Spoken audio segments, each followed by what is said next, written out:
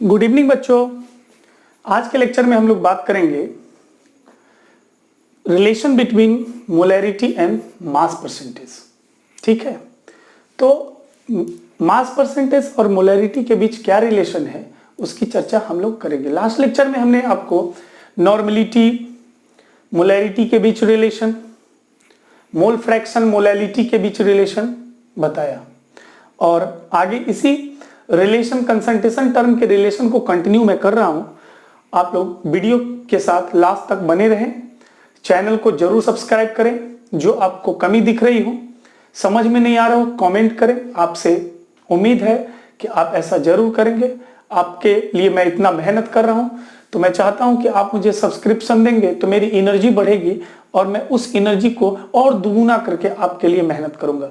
तो चलते हैं हम लोग बात करेंगे relation between molarity and mass percent की। We are going to talk about the relation between molarity and mass percent. तो मास परसेंट और मोलैरिटी के बीच बहुत आसान सा रिलेशन है, इसको आपको ध्यान में रखना पड़ेगा। ठीक है, तो मैं यहां पे बात करता हूं आपसे relation between molarity and mass percent. Relation between molarity and mass percent. तो बच्चों देखो, सिंबॉलिकली अपन मोलैरिटी को किससे लिखते हैं? Molarity is equal to, molarity और मास परसेंट के बीच रिलेशन मैं क्रिएट करने जा रहा हूं। ठीक है, और मैं इस मास परसेंट का मतलब भी आपको बताऊंगा आगे कि मास परसेंट का मतलब क्या है, मास बाई वॉल्यूम परसेंट का क्या मतलब है, वॉल्यूम बाई वॉल्यूम परसेंट का क्या मतलब है, परसेंटेज के टर्म में इसका मतलब क्या होता है, इसकी भी बात हम लोग आगे करेंगे। ठीक है, तो मैं आपसे रिक्वेस्ट करता हूं वीडियो के साथ बने रहे और अच्छे से बारीकी से बातों को समझें। ठीक है, मैं डायरेक्ट रिलेशन लिख रहा हूं, इसको ध्यान में रखना आपको। ठीक है, तो बच्चों अपन लिख सकते हैं molarity equal to mass by mass percent into density of solution into 10 by molar mass of solute. ठीक है, ये रिलेशन आपको ध्यान में रखना है, डायरेक्ट क्वेश्चन निकल जाएंगे आपके। इसमें m क्या है अपने पास, वेयर m जो अपने पास है वो है मोलैरिटी। क्या है? Molarity. Molarity means number of moles of solute पर लीटर सॉल्यूशन। mb क्या है? ये है अपने पास मोलर मास ऑफ सॉल्यूट, जो मैंने पीछे भी डिस्कस करा है। जो डिस्क्रिप्शन बॉक्स में नीचे आपको सिंबॉलिक रिप्रेजेंटेशन पता चल जाएगा, उसको आप जरूर देखें। आपसे रिक्वेस्ट है, वीडियो में नीचे आपको डिस्क्रिप्शन बॉक्स में सारे के लिंक मिल जाएंगे, उससे वहां पे आप उसको रिकॉल कर सकते हो, रिवाइज कर सकते हो। ठीक है, अपने पास ds क्या है? Density of solution. Density of solution है। ठीक है, तो ये है अपने पास कुछ सिंबॉलिक फॉर्म जो यहाँ यूज हुए हैं। मोलैरिटी आप कैलकुलेट कर सकते हो जब आपको मास परसेंटेज मिला हो और डेंसिटी ऑफ सॉल्यूशन मिल जाए तो आप आसानी से मोलैरिटी फाइंड कर सकते हैं। मैं इस पे क्वेश्चन डिस्कस करूंगा और अगला जो अपना सेशन होगा इसी से रिलेटेड क्वेश्चन का होगा। मैं जितना भी कंसंट्रेशन टर्म आपको पढ़ा रखा हूं, ये सारे कंसंट्रेशन टर्म का रिलेशन मैं नेक्स्ट लेक्चर में डिस्कस आपसे करूंगा। सारे क्वेश्चन वीआईपी से वीआईपी क्वेश्चन का मैं डिस्कशन करूंगा। Engineering, medical, JEE, board, NEET, सारे कंपटीशन एग्जाम और अलॉन्ग विथ बोर्ड एग्जाम का क्वेश्चन अपन डिस्कस करेंगे। बेसिक से अपर लेवल तक की बात करेंगे। ठीक है, आप इसको, ठीक है, आप समझ गए? कोई दिक्कत, थोड़ा सा भी डाउट आ रहा है तो आप मुझे जरूर बताएं। ठीक है, तो आगे चलते हैं हम लोग। तो रिलेशन हम लोगों ने देख लिया, relation between molarity and mass percent. तो मास परसेंट और मोलैरिटी के बीच रिलेशन देख लिए। अब हम लोग बात करेंगे relation between molarity and mass by volume percent. Mass by volume percent और मोलैरिटी के बीच क्या रिलेशन है उसको हम लोग देखेंगे। ठीक है, इसको मैं डिराइव करके भी बता सकता था बच्चों, लेकिन डिराइव करने की कोई अभी आवश्यकता नहीं है हमें। अपन कभी फुर्सत में फिर से डिराइव करेंगे इसको, लेकिन अभी इसको हम कंटिन्यू कर रहे हैं। डायरेक्ट रिलेशन से भी आप डायरेक्ट रिलेशन को, इस रिलेशन को ध्यान में रखना। बार बार क्वेश्चन पे अटेम्प्ट लोगे इस तरह के इससे रिलेटेड क्वेश्चन को, तो ये रिलेशन आपके माइंड में आ जाएगा जैसे मेरे माइंड में। तो आगे अपन बात करते हैं फिर अपना relation between molarity and mass by volume percent, relation between molarity and mass by volume percent. ठीक है, तो इसका रिलेशन अपन चेक करेंगे, ध्यान से देखना आप लोग बच्चों। मोलैरिटी इजकल टू होता है मास by volume percent into 10 upon mb। क्या है? मास by volume percent into 10 upon mb। तो बच्चों यहाँ पे w क्या है? w है सर मास ऑफ सॉल्यूट। क्या है? मास ऑफ सॉल्यूट। v क्या है? वॉल्यूम ऑफ सॉल्यूशन है। mb क्या है? जो मैंने पीछे ही बता रखा है, molar mass of solute, molar mass of solute. और m तो पता ही है आपको, m क्या है अपने पास? मोलारिटी। क्या है? m मोलारिटी है। ठीक है, तो आपने रिलेशन देख लिया, आप इसको दिमाग में रखना, बार बार यूज करेंगे इसका, अपन क्वेश्चन करेंगे तो अपने माइंड में सेट कर जाएगा। ठीक है, रटने की आवश्यकता नहीं पड़ेगी। ठीक है, इससे डायरेक्ट क्वेश्चन पूछे गए थे। और यहाँ पे जो आप रिलेशन, ये परसेंटेज का देख रहे हो, मास के टर्म में percentage, volume, mass by volume के टर्म में परसेंटेज, मैं इसको अलग से भी डिस्कस करता हूँ अभी थोड़ी देर में, मैं आपके लिए वो चीज क्लियर कर दूंगा। परसेंटेज का यहाँ मतलब क्या? परसेंटेज का मतलब बेसिकली अगर हम देखें बच्चों, तो अगर मैं कहता हूँ 4% urea, 4% urea solution, 4% urea solution की अगर बात की जाए, एक्वा सॉल्यूशन की 4% एक्वा सॉल्यूशन ऑफ यूरिया की बात की जाए, तो 4% एक्वा सॉल्यूशन ऑफ यूरिया की बात अगर मास के टर्म में करते हैं तो 4 ग्राम यूरिया 100 ग्राम वाटर में। ठीक है, एक्वा सॉल्यूशन की जब भी बात की जाए बच्चों, तो वहां सॉल्वेंट ऑफ वाटर कंसिडर करना। ठीक है, मैं उसकी बात वैसे करूंगा ही। तो आगे चलते हैं हम लोग, फिर आगे हम लोग बात करते हैं relation between molarity and molality. Relation between molarity and molality, molarity और मोलैलिटी के बीच क्या रिलेशन है, इसको हम लोग समझते हैं। ध्यान से बारीकी से समझने की कोशिश कीजिएगा।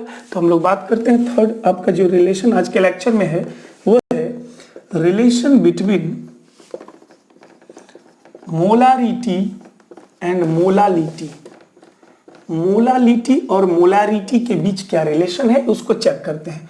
तो अपन इसको यूज करते हैं, मोलालिटी इजकल टू होता है, मोलालिटी को स्मॉल m से रिप्रेजेंट करते हैं, मोलालिटी इजकल टू होता है 1000 into molarity upon 1000 into density of solution minus, इसको भी डिराइव करके आप निकाल सकते हो, लेकिन आवश्यकता नहीं है, अपन डायरेक्ट फॉर्मूला से भी क्वेश्चन बना सकते हैं।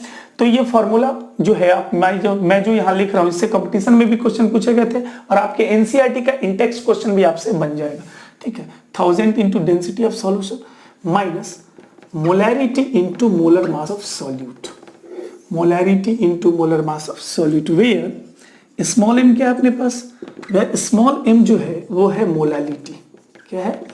मोलालिटी। कैपिटल M क्या है सर? कैपिटल M है मोलैरिटी, जो हम लोग पीछे भी डिस्कस कर रखे हैं। मैं आपको बार बार बोल रहा हूँ, मोलैरिटी मोलैलिटी को डिटेल्स में पढ़ने के लिए नीचे डिस्क्रिप्शन बॉक्स में लिंक दिया गया है, वहां से आप आराम से पढ़ सकते हो। मोलैरिटी और जो MB है वो मोलर मास ऑफ सॉल्यूट है, मैंने इससे पहले भी बताया था, मोलर मास ऑफ सॉल्यूट। ठीक है, और आगे जो अपने पास है DS, वो है आपका डेंसिटी ऑफ सॉल्यूशन। क्या है? डेंसिटी ऑफ सॉल्यूशन है। ठीक है, ठीक। तो आप इस रिलेशन को बार बार यूज करेंगे तो आपके दिमाग में सेट कर जाएगा।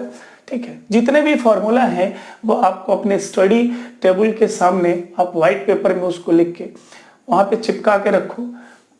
क्वेश्चन बनाने के समय उस पर ध्यान जाएगा आपका, बार बार उसको यूज करोगे, उसकी एप्लीकेशन करोगे, और क्वेश्चन बनाने से ही फॉर्मूला जो फिजिकल केमिस्ट्री का है वो अपने माइंड में सेटअप कर जाता है। ठीक है, तो बार बार एप्लीकेट करेंगे, बार बार प्रैक्टिस करेंगे, प्रैक्टिस से ही परफेक्टनेस आती है। पूरी ईमानदारी से आप मेहनत करोगे, सफलता आपको जरूर मिलेगी, चाहे वो मेडिकल का एग्जाम हो, चाहे वो इंजीनियरिंग का एग्जाम हो, या फिर so many exam, any exam को क्रैक करने के लिए या फिर किसी काम में सफलता हासिल करने के लिए हमें ईमानदारी से काम करना पड़ता है। तो ईमानदारी से आप काम करेंगे तो बहुत बढ़िया करेंगे। ठीक है, आपने कर लिया, चलो बहुत बढ़िया।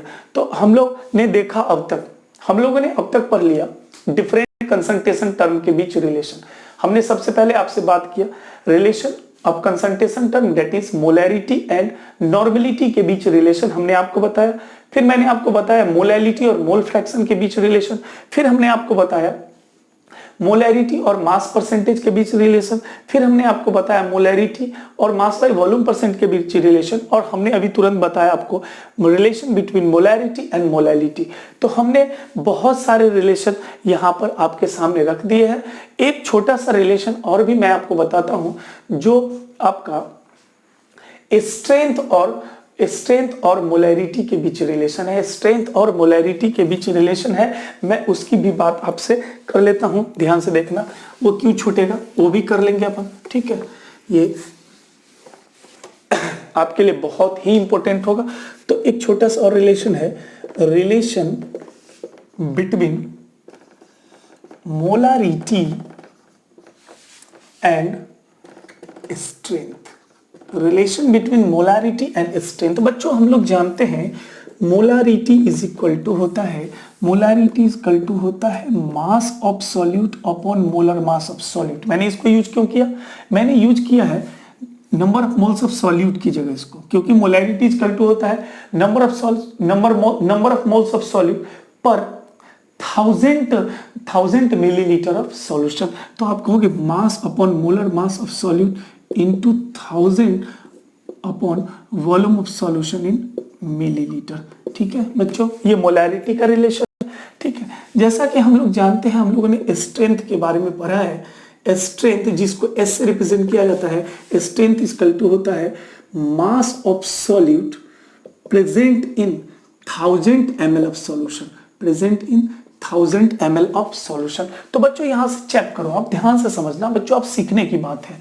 अब क्या है, molarity is equal to mass of solute upon molar mass of solute into 1000 upon volume of solution in litre, और strength is equal to mass of solute into 1000 upon volume of solution in millilitre. तो आप देखो यहां से check करना, ध्यान से देखना। अब इसकी जगह पे मास of solute into 1000 upon volume of solution in millilitre, mass of solute into 1000 upon volume of solution in millilitre, वो बराबर किसके है, स्ट्रेंथ के। तो हम लोग इस डाटा की जगह पे यहाँ पे मोलैरिटी इज इक्वल टू अपन क्या लिख सकते हैं, अपन लिख सकते हैं strength upon molar mass of solute, strength upon molar mass of solute, strength upon molar mass of solute. तो हमें अगर स्ट्रेंथ मालूम होगा तो हम लोग मोलैरिटी फाइंड कर सकते हैं, अगर हमें मोलैरिटी मालूम होगा तो हम लोग स्ट्रेंथ फाइंड कर सकते हैं। तो स्ट्रेंथ इज इक्वल टू क्या होगा, molarity into molar mass of solute, molarity into molar mass of solute. यहाँ पे एस क्या है अपने पास, स्ट्रेंथ है, एस क्या है, स्ट्रेंथ है, एम क्या है, मोलैरिटी है, एम क्या है, मोलैरिटी है, और एम बी क्या है, एम बी है अपने पास मोलर मास ऑफ सॉल्यूट, क्या है, मोलर मास ऑफ सॉल्यूट है। ठीक है बच्चों, क्लियर, कोई डाउट किसी को भी, थोड़ा सा भी नहीं।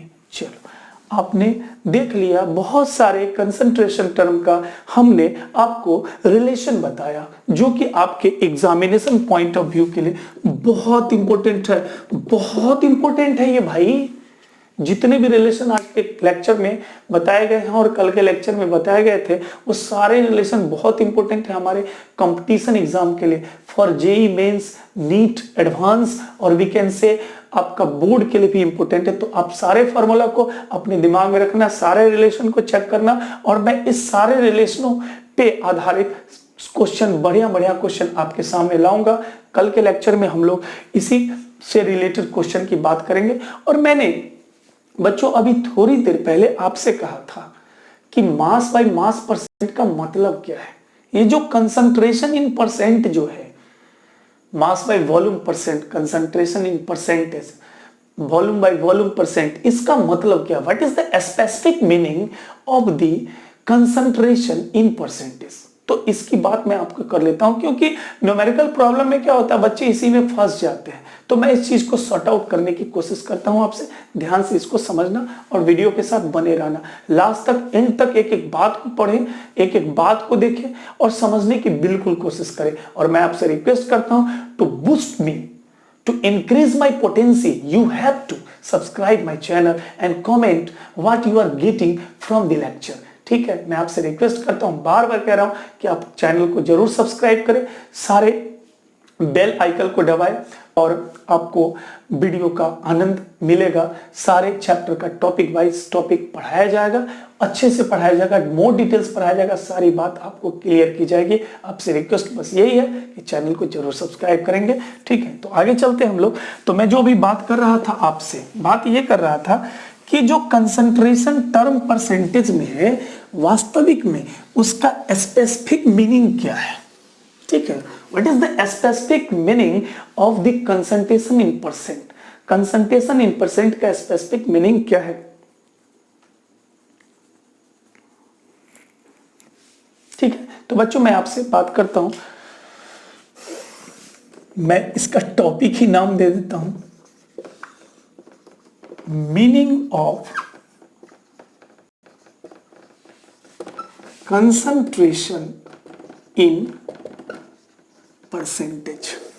परसेंटेज में कंसंट्रेशन का क्या मीनिंग है। कोई हमें कहता है I am going to give you 20% solution of sodium hydroxide in water, इसका मतलब क्या है। अगर मैं इसको मास परसेंट में रिलेट करता हूं, इन टर्म्स ऑफ मास रिलेट करता हूं, तो इसका मतलब है कि 20 ग्राम सोडियम हाइड्रोक्साइड 100 ग्राम सॉल्यूशन में। अगर कोई कहता है कि मास बाई वॉल्यूम परसेंट में इसको रिलेट करेंगे तो क्या होगा सर, तो मास बाई वॉल्यूम परसेंट में, अगर मास बाई वॉल्यूम परसेंट हमारे पास कंसंट्रेशन टर्म है, तो 20 gram solution of sodium hydroxide in water जो होगा, उसमें हम लोग कह सकते हैं कि 20 gram sodium hydroxide in 100 ml water. Percentage means what, percentage की काउंटिंग क्या है सर, परसेंटेज का मतलब ही है पर 100। परसेंटेज का मतलब क्या है, पर 100। अगर मैं कह रहा हूं 20 gram sodium hydroxide in water, इसका मतलब क्या है 20 ग्राम आउट ऑफ 100, 100 में 20 ग्राम।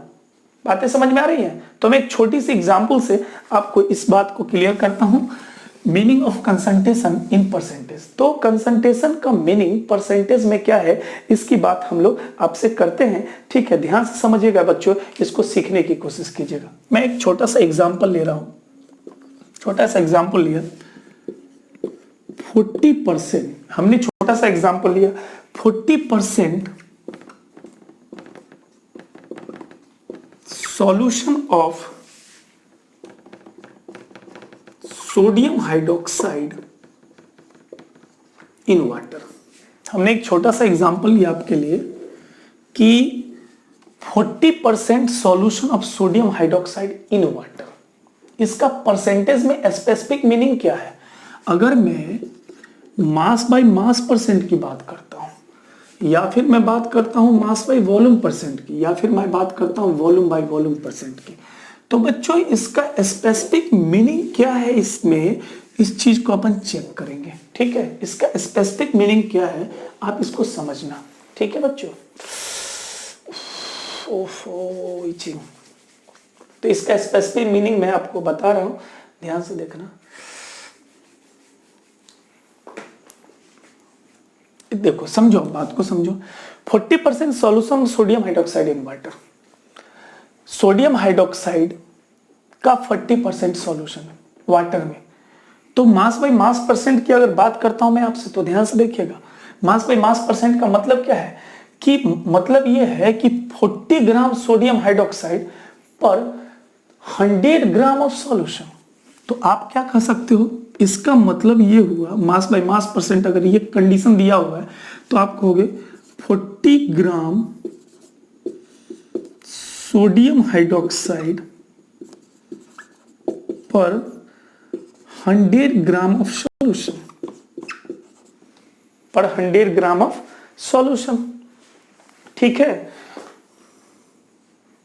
इसका मतलब अगर मास बाय वॉल्यूम परसेंट में कहता है तो वॉल्यूम यहां 100 ml होगा, और यहां पे कह रहा है मास by mass percent, mass by mass percent यहां कह रहा है, इसका मतलब क्या है 100 ग्राम सॉल्यूशन, 100 ग्राम सॉल्यूशन में 40 ग्राम सोडियम हाइड्रोक्साइड है। अगर कहता है मास बाय वॉल्यूम परसेंट में, तो 100 ml सॉल्यूशन में, 100 ml सॉल्यूशन में 40 ग्राम सोडियम हाइड्रोक्साइड है। 40 ग्राम सोडियम हाइड्रोक्साइड पर 100 ml ऑफ सॉल्यूशन, पर 100 ml ऑफ सॉल्यूशन। ठीक है, अगर इसकी बात करता है तो वॉल्यूम कह रहा है, तो 100 ml सॉल्यूशन में 40 ml सोडियम हाइड्रोक्साइड है, तो आप क्या कहोगे 40 ml सोडियम हाइड्रोक्साइड पर 100 ml ऑफ सॉल्यूशन। ठीक है, बातें समझ में आई आपको, क्लियर हो रहा है? तो आप कहोगे कि सर इसका परसेंटेज का स्पेसिफिक मीनिंग हमें पता चल गया। अगर हमें कहता है sir 40% solution of sodium hydroxide in water, इसका मतलब ये हुआ अगर मैं mass percentage in terms of mass percent की बात करता हूं, अगर मेरे पास concentration mass by mass percent में है, इसका मतलब है कि 100 ग्राम सॉल्यूशन में 40 ग्राम यूरिया है। अगर हमारे पास रिलेशन वहां दे रहा है मास बाय वॉल्यूम परसेंट में, तो इसका स्पेसिफिक मीनिंग क्या होगा? इसका स्पेसिफिक मीनिंग होगा कि 40 ग्राम सोडियम हाइड्रोक्साइड जो है ना वो 100 ml सॉल्यूशन में, क्योंकि वॉल्यूम का कंडीशन यहाँ पे मिलीलीटर में हमने लिया, तो 100 मिलीलीटर सॉल्यूशन में 40 ग्राम क्या है? सोडियम हाइड्रोक्साइड है। अगर मैं यहाँ कहता हूं तो 100 ml सॉल्यूशन में 40 ml सोडियम हाइड्रोक्साइड है। मेरी बात समझ में आई आपको? ठीक है, चलो कोई दिक्कत? चलो बहुत बढ़िया। तो आप इस स्पेसिफिक मीनिंग को समझ गए होंगे। तो जैसे मान लो कि आपसे कह रहा है क्वेश्चन, आपसे क्वेश्चन कह रहा है, मैं कुछ क्वेश्चन आपके सामने रखना चाहता हूं। जैसे मान लो कि आपको क्वेश्चन ने कह दिया find the molarity of urea solution having mass by volume percent equal to 3। ठीक है, एक छोटा सा क्वेश्चन इस पे ले लेते हैं ताकि हम लोग का डाउट जो है वो क्लियर हो जाए कि इसका मतलब सर ने जो बताया इसका मतलब यहाँ पे एप्लीकेशन हम लोग कैसे करें। वैसे पूरा क्वेश्चन हम लोग करेंगे, लेकिन एक छोटा सा क्वेश्चन मैं इस पे ले रहा हूँ, ध्यान से समझना। क्वेश्चन है find the molarity of urea solution having mass by volume percent equal to 3। इसका मतलब है कि 3 ग्राम यूरिया किसमें है? 100 ml सॉल्यूशन में। 100 ml सॉल्यूशन में कितना ग्राम यूरिया है? 3 ग्राम यूरिया है। तो आपसे पूछ रहा है मोलैरिटी, तो मैं इस क्वेश्चन को ले रहा हूं आपके लिए। तो ध्यान से देखना बच्चों, हमारे पास क्वेश्चन है, मैं इस अभी जो बताया स्पेसिफिक मीनिंग ऑफ कंसंट्रेशन, तो उसको क्लियर करने का मैं एक छोटा सा क्वेश्चन ले रहा हूं। मैंने लिखा question find the molarity of urea solution having mass by volume percent is equal to 3। तो बच्चों इसका मतलब क्या है पहले ये समझो, क्योंकि आप जब तक क्लिक नहीं करोगे बातों को तो न्यूमेरिकल आपके दिमाग में सेट नहीं करेगा। तो बात को समझना है। मैंने अभी थोड़ी देर पहले बताया था कि 40 gram sodium hydroxide, 40 gram solution of 40% solution of sodium hydroxide in water. तो 40% सोडियम हाइड्रोक्साइड सॉल्यूशन का वाटर में कहने का क्या मतलब है? मतलब ये है कि अगर मास बाय मास परसेंट से उसको रिलेट कर रहा है, इसका मतलब है कि 100 ग्राम सॉल्यूशन में 40 ग्राम यूरिया है। अब यहाँ पे क्या कह रहा है कि find the molarity of urea solution having mass by volume percent equal to 3। तो मास बाय वॉल्यूम परसेंट 3 दे दिया। इसका मतलब क्या है कि 3 ग्राम, वहां पे अभी थोड़ी देर पहले मैंने आपसे बात करा बच्चों कि 40% जो है मास बाय मास परसेंट जो है वो 40 ग्राम सोडियम हाइड्रोक्साइड है। तो 40 दिया हुआ ये, इसका मतलब है 40 gram sodium hydroxide 100 gram water solution में है। अगर मास बाय वॉल्यूम परसेंट हमारे पास 40 है, इसका मतलब ये है कि 40 ग्राम सॉल्यूट, इट मींस जो हमने सोडियम हाइड्रोक्साइड लिया था, तो 40 gram sodium hydroxide 100 ml solution में है। लेकिन यहाँ पे मास बाय वॉल्यूम परसेंट किसके बराबर है? 3 के बराबर। तो हम लोग क्या कहेंगे कि जो हमारे पास यूरिया है, 3 ग्राम यूरिया किस में प्रेजेंट है? 100 ml सॉल्यूशन में। ठीक है, तो हम लोग क्या कर सकते हैं, 100 ml of solution contain 3 gram urea. इसका मतलब ये हुआ स्पेसिफिक मीनिंग कि 3 ग्राम यूरिया किस में है? 100 ml ऑफ सॉल्यूशन में है। बातें समझ में आ रही है? तो 3 gram urea in 100 ml solution, that is 100 ml of solution contain 3 gram urea. बातें समझ में आई बच्चों? अब हमें क्या पता चल गया? हमें पता चल गया कि वॉल्यूम ऑफ सॉल्यूशन जो है वो अपने पास क्या है, 100 ml है। ठीक है, यहां से ये पता चला। और जो मास ऑफ यूरिया है वो कितना है, 3 ग्राम। बच्चों इसको देख के ये नहीं पता चल रहा था कि कौन क्या है, तो हमें डाटा यहां से कलेक्ट हो गया। इसका मतलब हमें पता चल गया कि 100 ml सॉल्यूशन में 3 ग्राम यूरिया है। और ml किसकी यूनिट होती है, वॉल्यूम की। तो वॉल्यूम ऑफ सॉल्यूशन हमारे पास क्या है, 100 ml। और उसके अंदर क्या मौजूद है, 3 ग्राम यूरिया। तो 3 ग्राम यूरिया क्या है, सॉल्यूट है। और हमें पता है मोलर मास ऑफ यूरिया जो होता है वो 60 ग्राम पर मोल होता है। क्या होता है, मोलर मास ऑफ यूरिया क्या होता है, 60 ग्राम पर मोल होता है। तो बच्चों हमें मास ऑफ यूरिया और मोलर मास ऑफ यूरिया मिल गया। तो यहां से हम लोग इन दोनों को यूज करके मोल्स ऑफ यूरिया फाइंड कर सकते हैं। तो मोल्स ऑफ यूरिया क्या हो जाएगा, मास of urea upon molar mass of urea, mass of urea upon molar mass of urea. ये ग्राम से ग्राम कैंसिल हो गया, तो अपने पास क्या आया, 1/20 मोल आ गया, सॉरी 1/2 मोल। ठीक है, 1/2 मोल नहीं लिखेंगे बच्चों, 1/20 लिखेंगे, 1/20 मोल आएगा। क्या आएगा अपने पास, मोल्स ऑफ यूरिया अपने पास 1/20 मोल आ गया। और हमारे पास वॉल्यूम पता है, तो हम लोग तो मोलैरिटी फाइंड कर सकते हैं। तो मोलैरिटी इक्वल टू हो जाएगा अपने पास, molarity equal to number of moles of urea upon volume of solution किसमें है, मिलीलीटर में। तो किससे मल्टीप्लाई करेंगे, 1000 से। तो मोल्स ऑफ यूरिया हमारे पास क्या है, 1/20 इंटू क्या है, 1000 अपॉन वॉल्यूम कितना था हमारे पास, 100 ml। तो आप इस दोनों को कैंसिल कर दोगे, एक जीरो से एक जीरो कैंसिल हो गया। क्या आ गया अपने पास वैल्यू, 1/2। तो क्या आ गया, 0.5 मोलर। 0.5 मोलर अपने पास क्या आएगा, आंसर आ जाएगा 0.5 मोलर। मैं आपको वापस फिर से समझा देता हूं, ध्यान से समझो। Find the molarity of urea solution having mass by volume percent equal to 3। तो बच्चों यहीं पे सारा कुछ दे रखा है, इसको समझना है, इसी चीज को। ये परसेंटेज जो है, कंसंट्रेशन परसेंटेज जो है, कंसंट्रेशन इन परसेंटेज जो है, इसका स्पेसिफिक मीनिंग हमें पहले पता करना होगा। Mass by volume percent equal to 3, इसका मतलब क्या है कि 3 ग्राम यूरिया किसमें, 100 ml सॉल्यूशन में। तो 100 ml of solution contain what, 3 gram urea.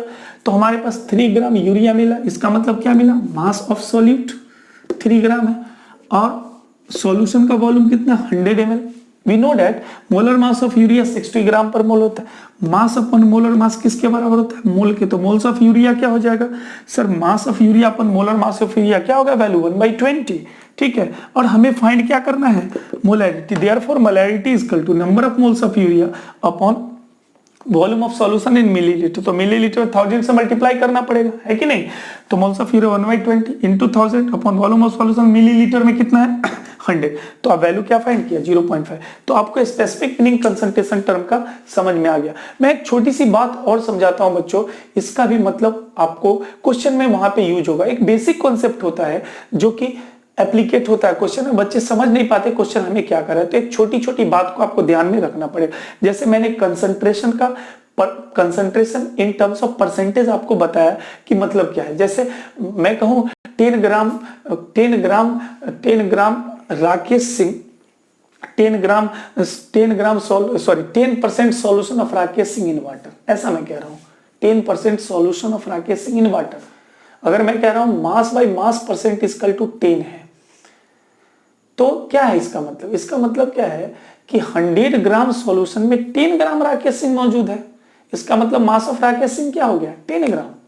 अगर मैं कहता हूं 60% of dog in water, 60% of solution of dog, 60% solution of dog in water, इसका मतलब क्या है, इसका मतलब अगर मैं मास बाय वॉल्यूम परसेंट से रिलेट इसको कर रहा हूं, तो मैं कहूंगा कि 60 ग्राम डॉग इन 100 में ml सॉल्यूशन, क्योंकि परसेंटेज का आउटकम ही 100 है, तो पर 100 वैल्यू आपका उसमें मौजूद है।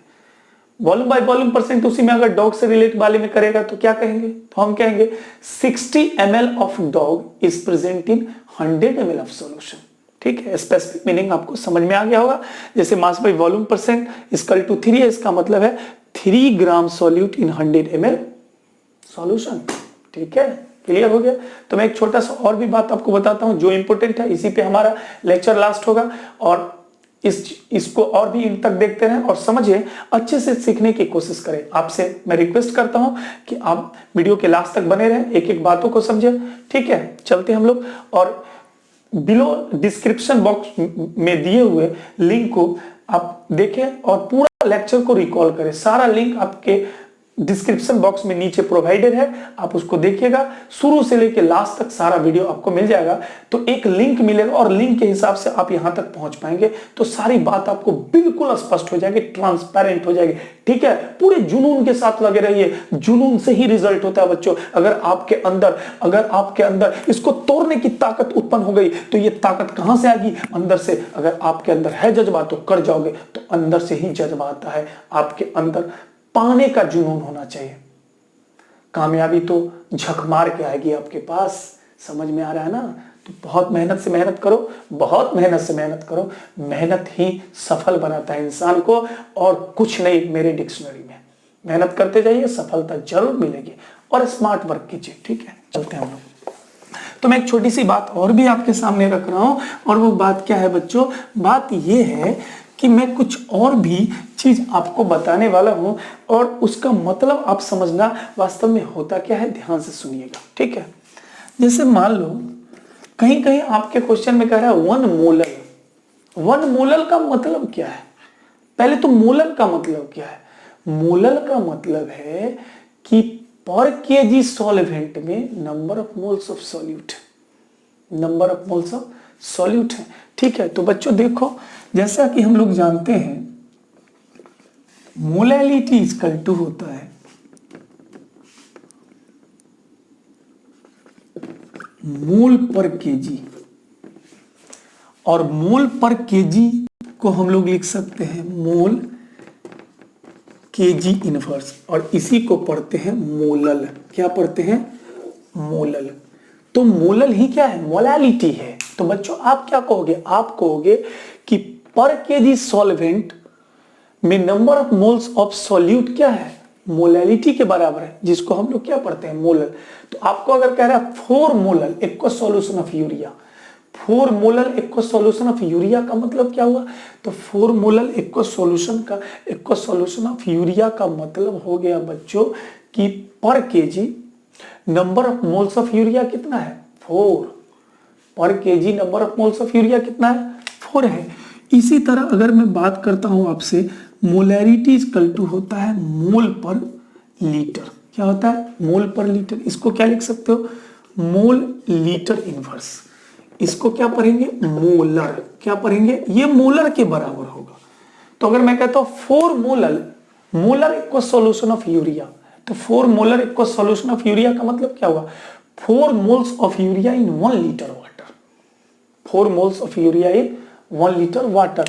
इसी तरह अगर मैं कहता हूं नॉर्मेलिटी, तो नॉर्मेलिटी इक्वल टू क्या होता है? Number of equivalent upon litre. इसको क्या लिखोगे? नॉर्मल के बराबर। तो अगर मैं कहता हूं 2 normal equal solution of urea, तो 2 normal equal solution of urea का मतलब क्या हुआ कि 2 normal equal solution of urea का मतलब हो गया कि 2 इक्विवेलेंट यूरिया के 1 लीटर सॉल्यूशन में मौजूद हैं। ठीक है, अगर मैं इसी तरह आगे भी बात करता हूं आपसे फॉर्मल की, ठीक है, फॉर्मल की बात करूंगा, फॉर्मेलिटी की, तो क्या होगा? नंबर ऑफ फॉर्मूल्स जो मैंने आपसे पीछे बात किया था, पर लीटर वॉल्यूम ऑफ सॉल्यूशन। तो आप क्या कहोगे? सर इसको कहेंगे फॉर्मल। अगर मैं कहता हूं 1 फॉर्मल का मतलब क्या हुआ? 1 for moles of solute present in 1 litre of water. तो आपने देखा, फिर से मैं आप इसको रिकॉल कर देता हूं। 1 मोलर का मतलब क्या हुआ? सर 1 मोलर का मतलब हुआ कि sir 1 mole of solute in 1 kg of solvent. अगर मैं कहता हूं 1 1 मोलर का मतलब क्या हुआ? 1 मोलर का मतलब हुआ 1 moles of solute present in 1 litre of solution. अगर मैं कहता हूं 1 नॉर्मल का मतलब क्या? 1 नॉर्मल का मतलब 1 equivalent of solute, 1 equivalent of solute present in 1 litre of solution. अगर मैं कहता हूं 2 फॉर्मल, 2 फॉर्मल का मतलब क्या हुआ? 2 for moles, 2 for moles of solute present in 2 for moles of solute present in 1 litre of solution. तो बच्चों यहां तक हम आज इस लेक्चर को एंड अप कर रहे हैं और नेक्स्ट लेक्चर हमारा जो होगा बहुत ही इंपॉर्टेंट होगा, तो आप लेक्चर को मिस नहीं करेंगे।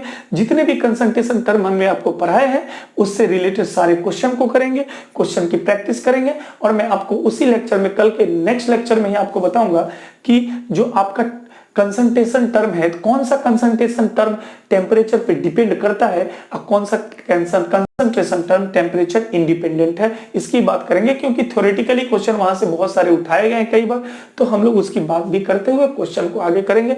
तो आपसे फिर से गुजारिश है कि आप चैनल को जरूर सब्सक्राइब करें और बेल आइकन को दबाएं और कमेंट करें, लाइक करें और हमें बूस्ट अप करें, ताकि मैं आपको पूरी एनर्जी के साथ पढ़ाऊं।